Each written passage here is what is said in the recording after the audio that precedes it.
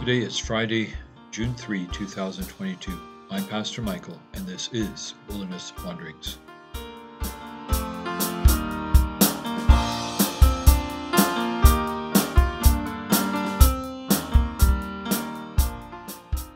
Our text is Psalm 23. The Lord is my shepherd, I lack nothing. He makes me lie down in green pastures. He leads me beside quiet waters. He refreshes my soul. He guides me along the right paths for his name's sake. Even though I walk through the darkest valley, I will fear no evil, for you are with me. Your rod and your staff, they comfort me. You prepare a table before me in the presence of my enemies. You anoint my head with oil. My cup overflows. Surely your goodness and love will follow me all the days of my life, and I will dwell in the house of the Lord forever. Psalm 23. Without question, Psalm 23 lingers in a post-Christian culture. While most people in North America do not read the Bible, this psalm is remembered. There is a story about two men at a banquet who recited Psalm 23. The first was a famous actor who knew how to hold people spellbound with a single word. He recited the psalm first and received a thunderous standing ovation. The second was an old preacher whose voice was cracked with age. As he recited, people began checking their text messages and changing their Facebook statuses. However, when he was finished, the actor returned to the microphone and said, "The difference between this old man and me is that he knows the shepherd." How many of us have not read through the shepherd psalm without really paying attention to the shepherd? How many have read it countless times, never asking what the psalm professes? I encourage you to take time today to meditate on this psalm.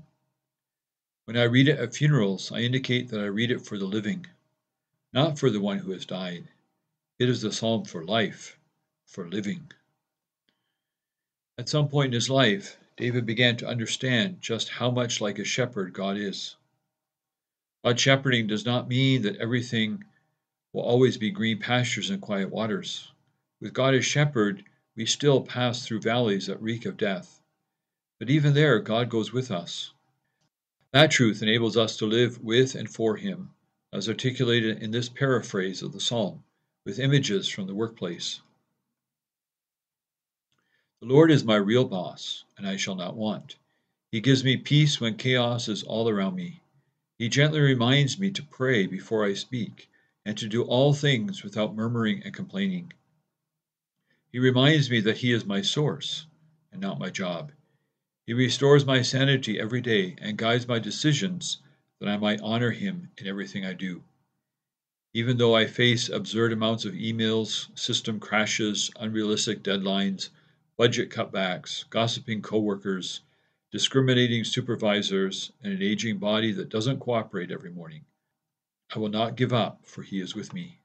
His presence, His peace, and His power will see me through. He raises me up even when they fail to promote me. He claims me as His own even when the company threatens to let me go.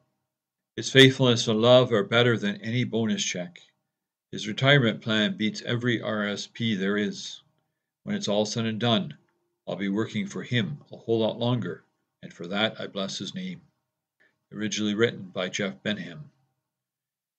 When Jesus claimed to be the Good Shepherd in John 10:11, He was evoking all the images of Psalm 23.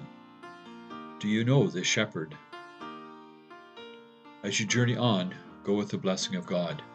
May the peace of the Lord Christ go with you, wherever He may send you.